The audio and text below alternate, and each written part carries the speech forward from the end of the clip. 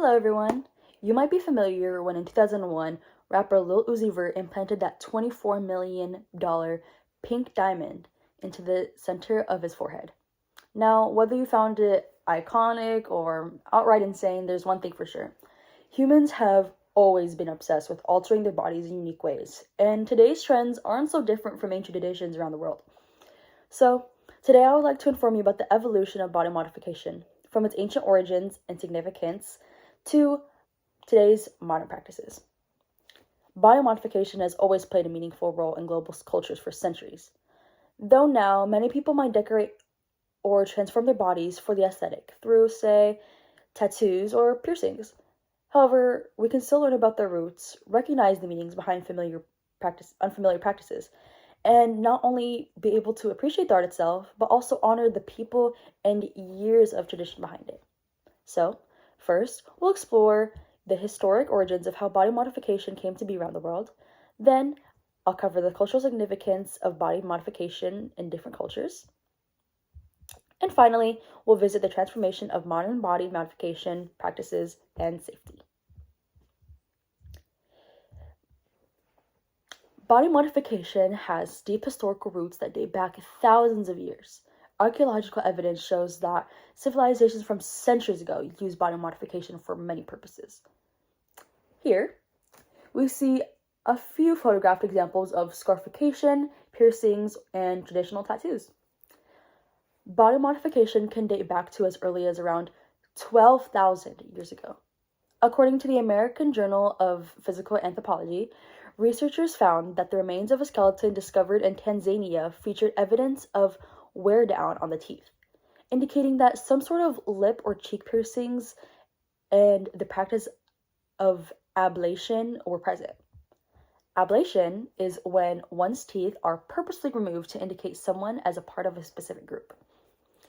And to achieve these looks, ancient artists used a variety of interesting tools and techniques. You might be more familiar with body mods like scarification or lip stretching. Scarification in ancient Africa required making incisions into the skin using sharp tools, whether that was knives, glass, or sharpened stones. And to create more rounded keloids, they use materials like ink or clay and put that into the wound. Skin stretching, on the other hand, requires a more similar process. They'd pierce the skin using the knife or thorn, and then they would add the jewelry in between, and it was either made of stone, bones, or wood. As the piercing healed over time, the size of the jewelry would increase. The Dayak people of Borneo achieved sizes that stretched as low to their shoulders.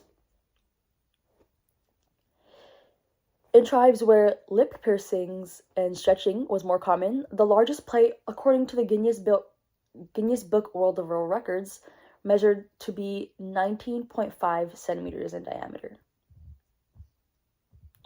Across various cultures, the art of body modification carries many deeper meanings and purposes. You might be familiar with the Maori people of New Zealand, known for their lip-to-chin tattoo, called moko kawe. These are markings specific to Maori women, representing their identity, such as ancestry and leadership in the community.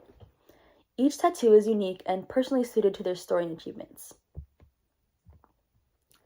In some other cultures, the modifications were believed to be linked to spiritual protection.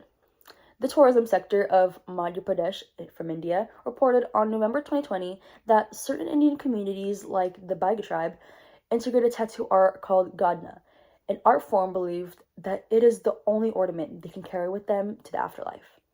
They believed that the herbs in the ink were also the reason for wound curing and healing powers. A more uncommon yet convenient form of body modification is neck elongation in the Kayan tribe of Africa. This is the practice of fitting coils around the woman's neck starting at the age of 5 in the Kayan tribe of Africa. And it would progress in length up until marriage. Studies gathered by the University of Oxford report that their cultural identity originates from the belief of a dragon mother, and that by wearing these coils around their neck, they'd mimic the armored look and gain protection from illness. But there was also another explanation, and that was to protect themselves physically. These rings were either worn to protect the wearer from tigers, who would notoriously bite their victims right in the neck, or to distinguish that they were Cayenne when taken for ransom. Now, today's body modification is much more evolved in terms of technique, artistry, and safety regulations. Our generation can more often see modifications that go beyond tattoos and piercings, just as I did a long time ago, such as cosmetic enhancements or medical procedures. These can be commonly recognized as microblading, chest implants, Botox, or any other relevant plastic surgeries. Some individuals even get plastic inserts to create intriguing shapes underneath the skin, just like this one. Modern tools like electric tattoo machines and steel needles for piercings have been developed to make modification techniques more efficient and safe. A famous tattoo shop in Melbourne, Australia, provides detailed history and education on their website.